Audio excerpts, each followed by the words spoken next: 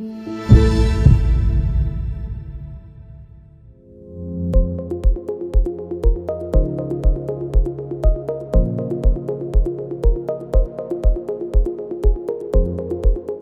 main goal is to share with you what message I retain from different meetings and friendly exchange with Andreas Grunzig and Richard Meuler, who were my mentors and friends, and some reflection on a story live with a patient.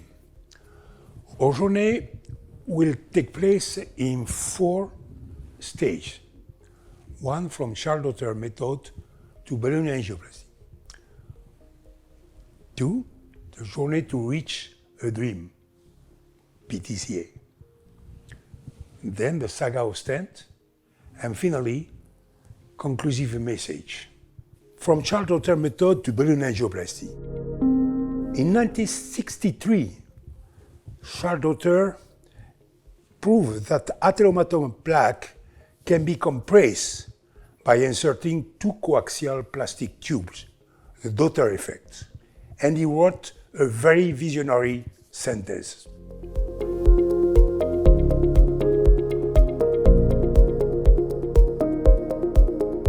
On January 16, 1964, he performed the first interventional transluminal angioplasty by using his method. Interventional radiology was born.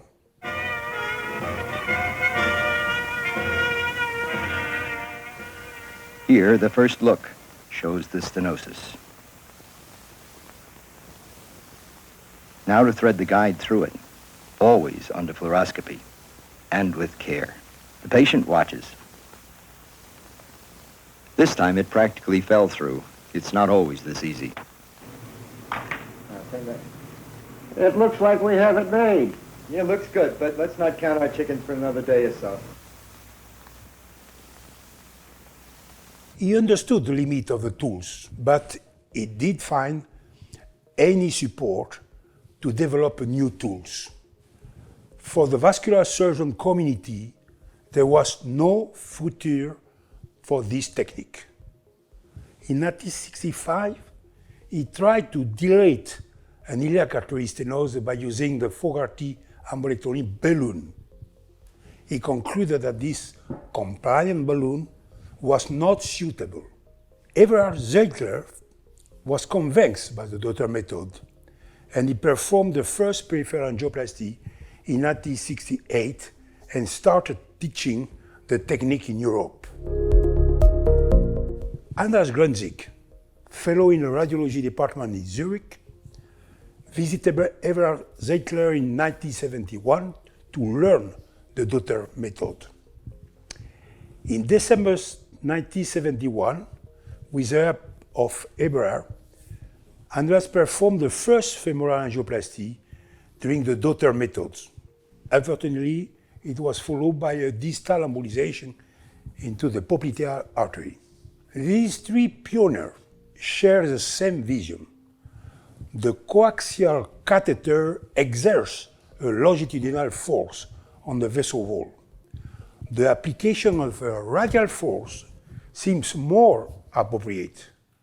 A flexible catheter with a non-compliant balloon on the distal part can be inflated at high pressure, while keeping the predefined diameter could be the appropriate tool. A non-compliant balloon had to be found. Charles Dotter in US and Ziegler in Germany faces skepticism of the medical community. No future for this technique. No company expressed interest in this project. Between 1972 and 1975, with the support and the confidence of a cardiac surgeon, ex-Senning, Andreas was able to continue treating patients with the Dotter techniques by engaging in the following working axes: commitment, determination to resist adversity, teamwork approach, strong work ethic, continuous quest for improvement by a critical analysis of all the results. He established a collaboration with a retired chemistry doctor who suggests using PVC as high rigidity material. Progressively, step by step, failure after failure, he succeeded in building manually a flexible single lumen catheter with as a desired part a non-compliant balloon reaching a predefined maximum length and diameter for a pressure of 4 atmospheres. The first human balloon angioplasty was carried out by him on February 12, 1974, to dilate a femoral artery critical stenosis. For the next 2.5 years, each balloon catheter will be custom-made for each individual patient. Let's move now to the second step. Andreas had a clear vision on his main goal and ambition: balloon angioplasty to treat patients presenting stenosis on the proximal segment of the coronary arteries. He clearly defined the working axis to achieve this goal. First, get an adequate double lumen catheter, one to inflate the balloon, another to distally perfuse the artery. He found the assistance of a starter, Schneider Company, who conceived and built manually a double lumen balloon catheter, which was tested in iliac artery in January 1975. Andreas possessed the device that will allow him to realize his dream. He asked to Felix Müller in Bern to perform angioplasty using this balloon catheter. And the second point was to evaluate the feasibility and safety in animals by addressing these two key questions. What happened when obstructing coronary artery during 10 to 20 seconds? And what about the risk of dissection of rupture of the plaque? Again, a cardiac surgeon, Marco Turina, trusted Andreas and created a model of coronary stenosis in dogs to test coronary balloon angioplasty. The results were presented in 1976 during the American Heart Association meeting as a poster format. It was for me the opportunity to make the first contact with Andreas and Richard Miller from San Francisco. Two major issues has been clearly identified: the intimal dissection and hemorrhage, and the healing process with neointimal cell proliferation. But what about the risk of distal embolization when applying balloon inflation in human coronary atherosclerotic stenosis? The teamwork approach was a key to find an answer.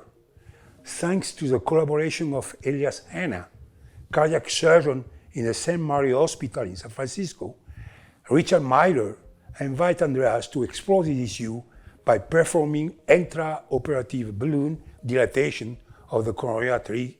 In May 1977, they demonstrated the feasibility of coronary balloon angioplasty in vivo and the absence of peripheral debris embolization. Weil in einem Meeting hier im Universitätsspital hat man darüber diskutiert, ob Andreas eine Koronardilatation durchführen könne oder nicht.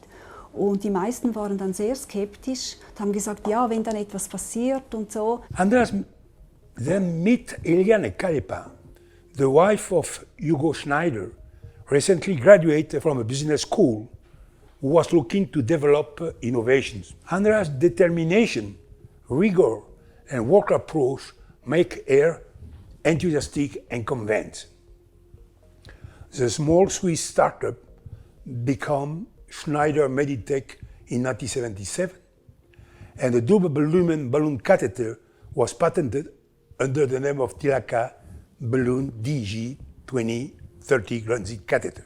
We started in a garage. We had a production of 10 people, and of course there was no clean room. We made about 5 catheters a week, and we were not allowed to sell one catheter to a doctor which didn't show us a certificate from Andreas Grünzig, a training certificate. So, of course, we had a window in this garage and we opened it. We gave the catheter and we wanted cash, Swiss francs. Not US dollars, no checks. This vision and this company together made it possible to manufacture appropriate device.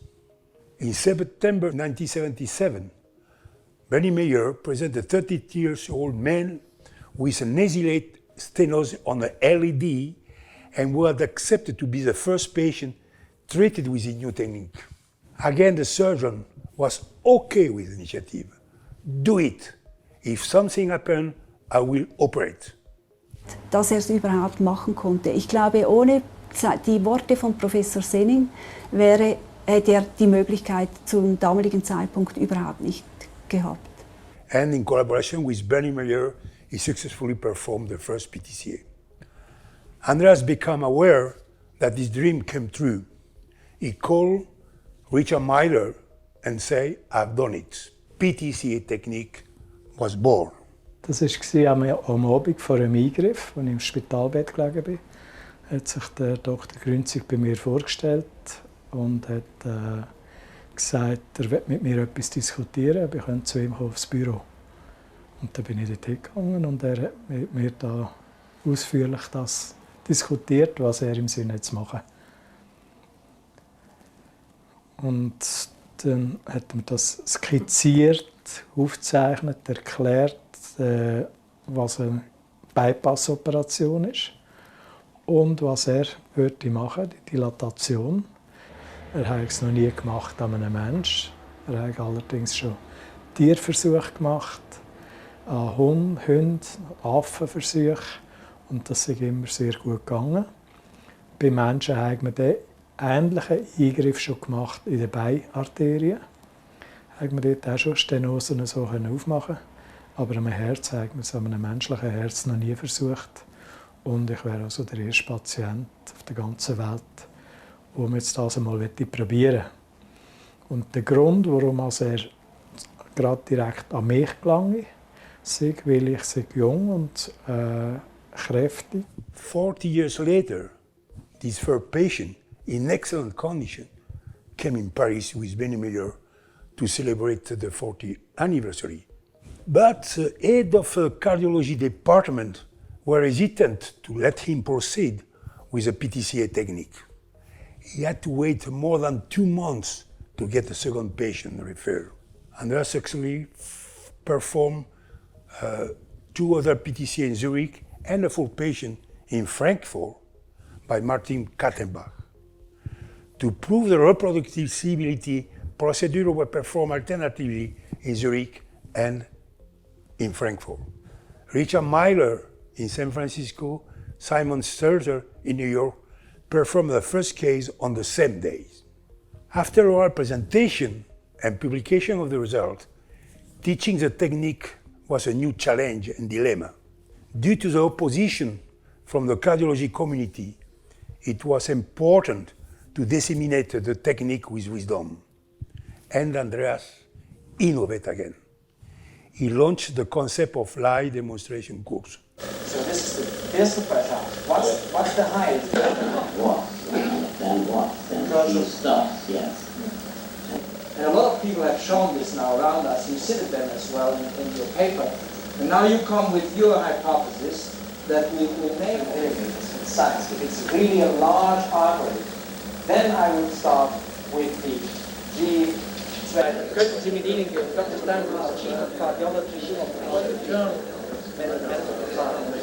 While sharing his enthusiasm, Andreas insists on the patient selection, protocol, and the need for sufficient training before embarking.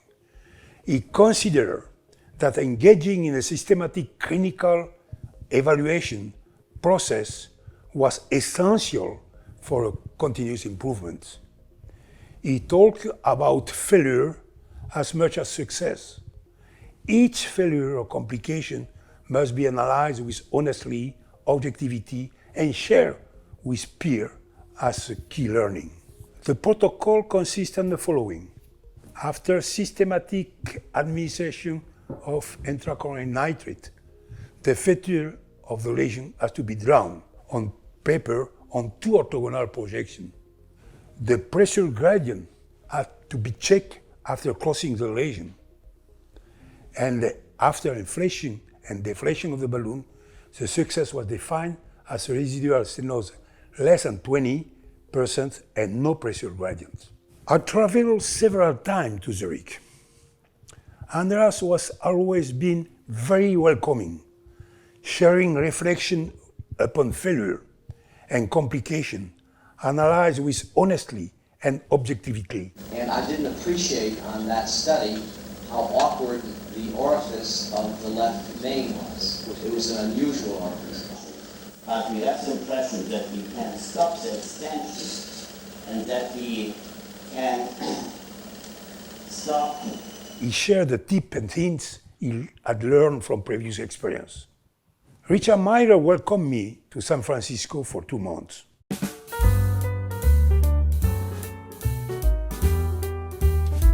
All the first day, we reflect on all the complication and failure, with self-critical comments on the error, and with a comment of Elias Hanna, the cardiac surgeon.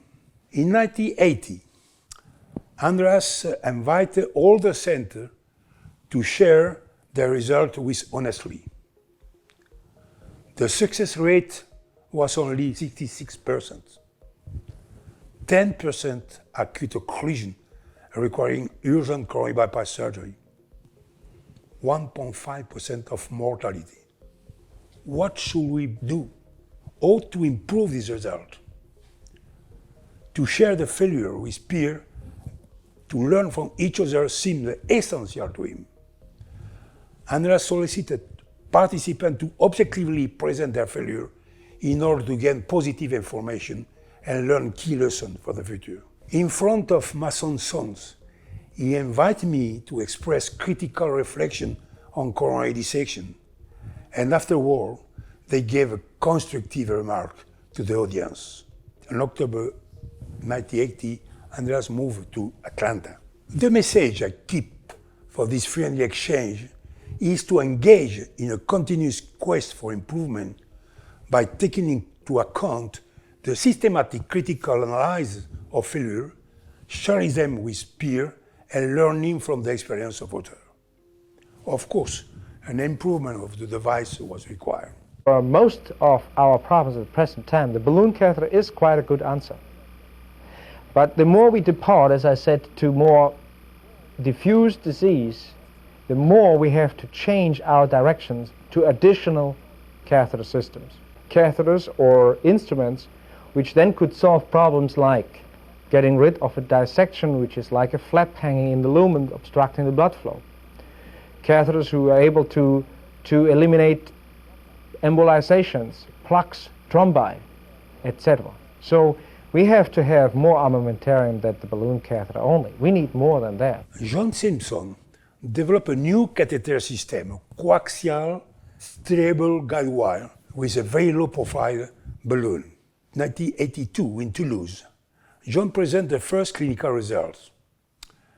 At the end of a 2-hour debate on a coaxial over the wire technique versus double lumen balloon with a pre-shaped distal wire, cardiologists from Europe and US conclude that the coaxial guide wire technique has a niche for approximately 10-15% of the procedure. A few years later, it was used in 100%.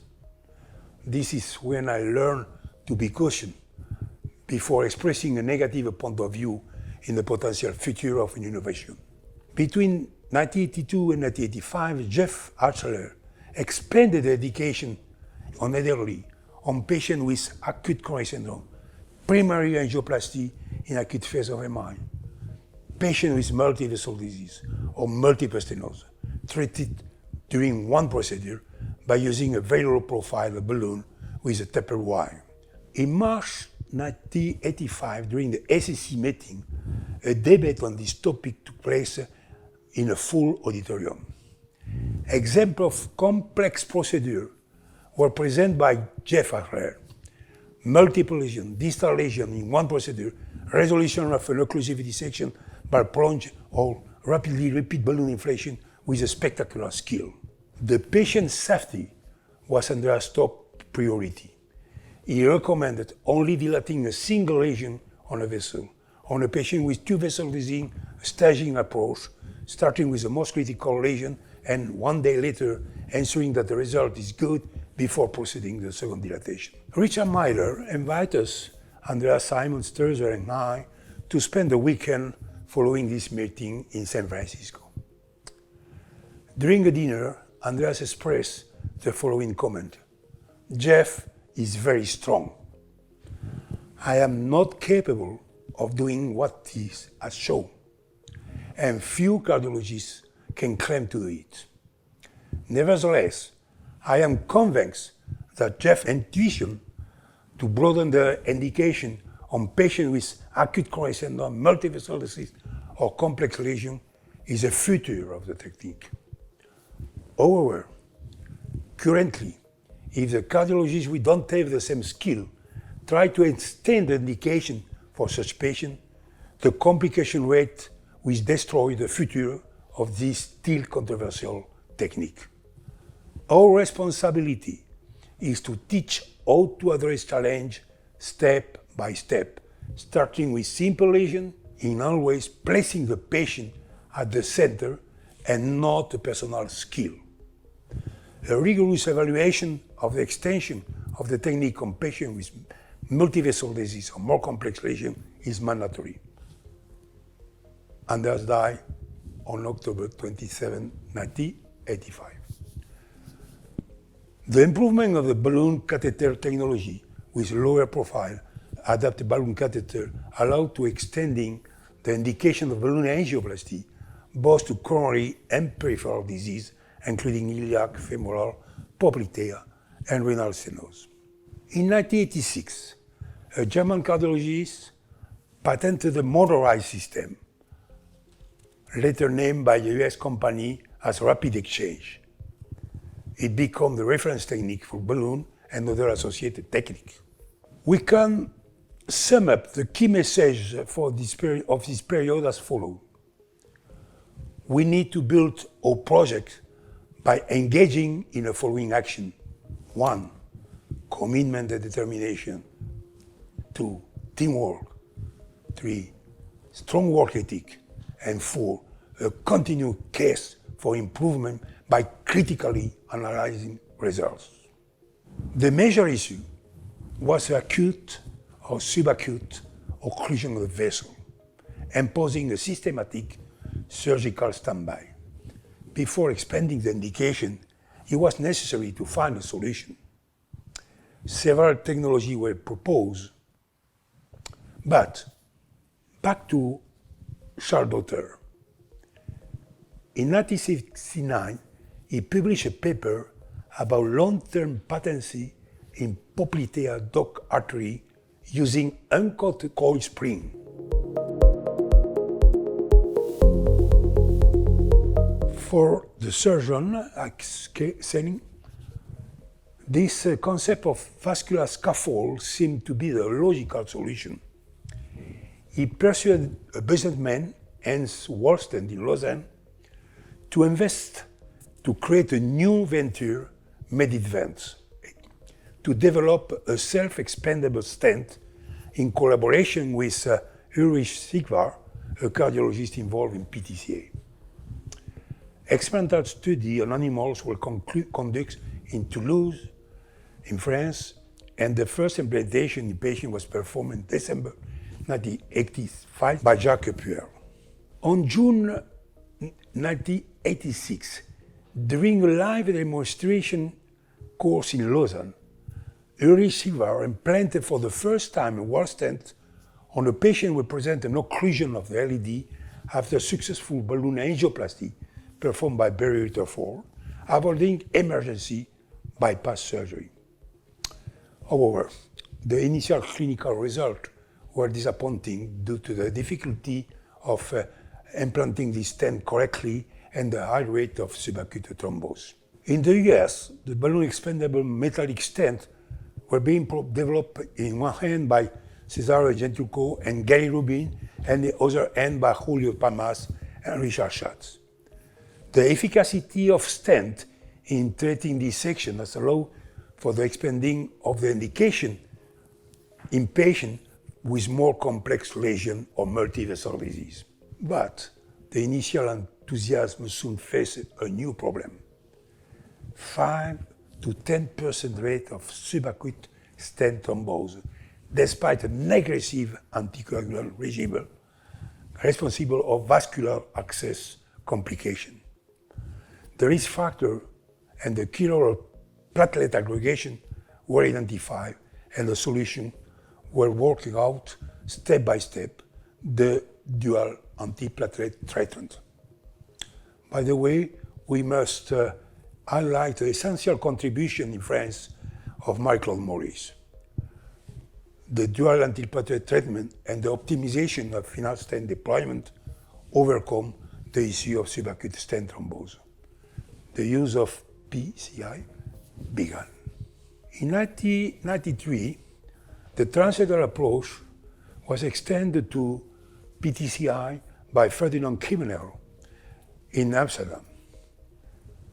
In 1994, during live case transmission from Toulouse to the TCT meeting, Jean Fajadet, on a patient pre-treated with dual antiplatelet treatment, used the transcatheter approach to place a stent on a proximal LED, and he optimized the final result with a non-compliant balloon inflated at high pressure.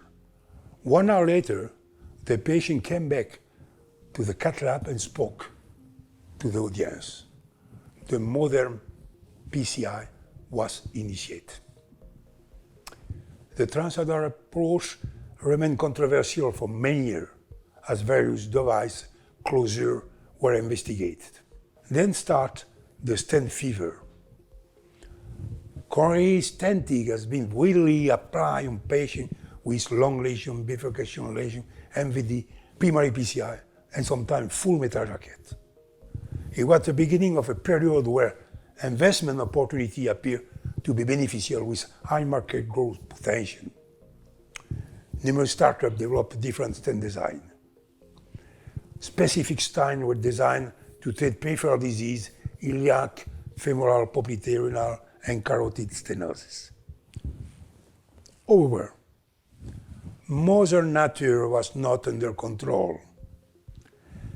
A new disease, intrastentary stenosis, appeared to be the obstacle to overcome. 2 randomized studies showed 32 and 22% of in-stent stenosis in single short lesion, mostly treated with only one stent.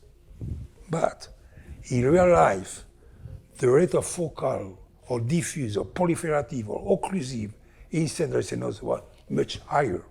What about ethics and wisdom when disseminating information? Endocoronary brachytherapy was successfully investigated to treat proliferative in-stent stenosis. But the solution to prevent in-stent stenosis came with a stent coated with a polymer that gradually released antiproliferative agents. Randomized trial in very select patients showed that in-stent stenosis was clearly defeated. The risk of thrombose and the risk of restenosis being overcome, a new fever has emerged, off-label indication of the implantation of DS with multiple overlap stent, bifurcation stenting, and other. Again, what about ethics and wisdom in transmitting information? A group of key opinion leaders has refused to acknowledge the issue of subacute and late thrombose and or pseudoaneurysm related to the lack of full endothelialization, well described by Remy Vermani, and the alarm of increasing mortality sounded by Edward Kaminzin during ESC meeting. The background is very important, is a key issue of this trial, because it was designed to explore the incidence of stent thrombosis using commercially available stents. However, we selected two with very different healing properties. So we selected on the one hand the, I would call it, weak Endeavour stent, and we compared it to versus the strongest, if you want, the most potent at that time stent that was a Cypher that we will call C6 from now onwards. So that was basically, as you see, the concept, comparing a good healing versus a stent that has a stronger anti-proliferative. To address this issue and enhance safety, our recommendation has emerged the very long-term, more than 12 months, dual antiplatelet treatment. 60 years after the opening of this path by Charles Dotter, where are we? The new DS technology has solved the previous issue and contributed to great clinical results. But what about the long term? Do the use of metal stent prevent any potential long-term drawback? Critical evaluation and analysis of a large series of patients over a long period of time is necessary. Technology have exponential advancement. They allow extending the field of interventional radiology to treat peripheral artery, obstructive atheroma, thrombi, aortic aneurysm, fistula, carotid stenosis, intracranial thrombi, and now valve, TAVI, other valve, and other structural heart disease, and other. Back again to the message I retained from my mentors, M. Moulin. To achieve success in our project, I advise you to take the following action: commitment and determination, teamwork, strong work ethics that include integrity and humility, continuous quest for improvement, taking into consideration the critical analysis and evaluation of our actions.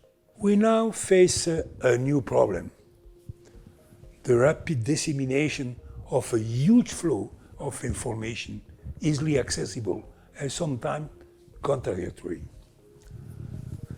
This could create a cognitive conflict or disorienting dilemma in our search for the most appropriate care for each individual patient. To overcome them, every cardiologist needs to become familiar with what lies beyond the different form of study and how to critically analyze the result with scientific thinking.